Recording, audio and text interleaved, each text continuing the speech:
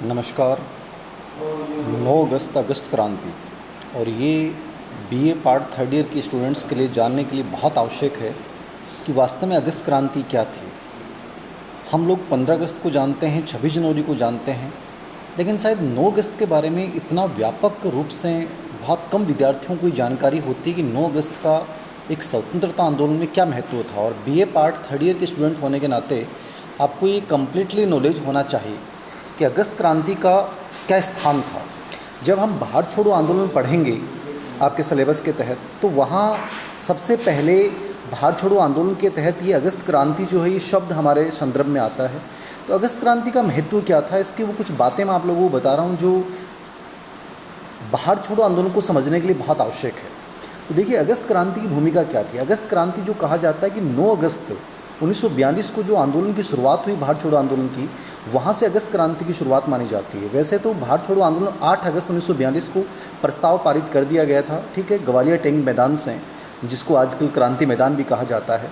लेकिन 9 अगस्त को मॉर्निंग में जितने भी कांग्रेस के जितने भी नेता थे उन सबको गिरफ्तार कर लिया गया, सबको बंदी बना दिया गया।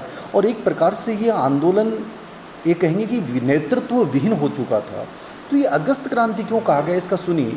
गांधी जी ने जितने भी आंदोलन किए, यानी हमारे आज़ादी के आंदोलन की शुरुआत 1857 के विद्रोह से होती है। उसके बाद बहुत सारे विद्रोह हुए, बहुत सारे आंदोलन हुए, बहुत सारी रणनीतियाँ बनाई गई। गांधी जी ने भी इससे पहले बहुत सारे आंदोलन किए, लेकिन ऐसा क्या था कि गांधी जी ने इस अगस्त क्रांति की शुरुआत 9 अगस्त से की। तो 9 अगस्त से शुरू करने के पीछे एक बहुत बड़ा उद्देश्य ये था कि 9 अगस्त 1925 को काकोरी कांड हुआ था। और काकोरी कांड क्या था, बिस्मिल्लाह खां के नेतृत्व में जो राजकीय राजकोष को लूटा गया था और केवल वो 4,600 रुपये लूटे गए थे, ठीक है, वो 9 अगस्त की घटना थी। तो उस घटना से युवाओं ने अपने अस्तित्व को स्वाभिमान से जोड़ा। तो गांधी जी इस चीज़ को समझते थे कि ऐसा दिवस चुना जाए, ऐसा दिन चुना जाए जिनसे युवाओं की भावनाएं जुड़ी हुई हों। इसलिए 9 अगस्त का संबंध जो है एक प्रकार से काकोरी कांड से था। और उसके बाद गांधी जी ने इस युवाओं को जोड़ने के लिए भारत छोड़ो आंदोलन की जो विधिवत शुरुआत की वो 9 अगस्त से की। और विशेष रूप से याद रखना, जब गांधी जी इस आंदोलन की शुरुआत की थी तो आपको ये भी पता होना चाहिए कि श्री चक्रवर्ती राजगोपालाचारी, जो बाद में भारत के प्रथम गवर्नर जनरल भी बने, ठीक है, भारतीय प्रथम, ठीक है, उन्होंने इसका विरोध किया था। मुस्लिम लीग ने इसका विरोध किया था, हिंदू महासभा ने इसका विरोध किया, और कम्युनिस्ट जो सभा थी, कम्युनिस्ट जो लोग थे, पार्टी थी, उन्होंने भी इसका विरोध किया था। एकमात्र एक प्रकार से मैं कहूँगा कि जवाहरलाल नेहरू और मौलाना आज़ाद भी इसके शुरुआत में समर्थन में नहीं थे। हाँ, राजेंद्र प्रसाद और सरदार वल्लभ भाई पटेल गांधी जी के पूर्ण रूप से समर्थन में थे। तो इन सब के बावजूद जो है ये अगस्त क्रांति की शुरुआत हुई। और इस क्रांति की शुरुआत के तहत, इस क्रांति का तात्पर्य यही था कि आज इस अगस्त क्रांति की चर्चा हमें क्यों करनी पड़ रही है। कहा जाता है कि 15 अगस्त और 26 जनवरी से ज़्यादा यदि कोई महत्वपूर्ण भारतीय इतिहास में कोई दिवस है तो वो 9 अगस्त है। तो इस 9 अगस्त को व्यापक रूप से इसके अर्थ को समझने की आवश्यकता थी। क्यों समझने की आवश्यकता है? क्योंकि गांधी जी ने जितने भी आंदोलन किए, चाहे वो असहयोग आंदोलन हो, चाहे वो सविनय अवज्ञा आंदोलन हो, उसमें बहुत सारे उद्देश्य थे, खूब सारे उद्देश्यों को लेकर लड़ा गया। लेकिन भारत छोड़ो आंदोलन केवल एक ही उद्देश्य पर निहित था कि हमें हमारे हाल पे छोड़ दो, बहुत हो गया।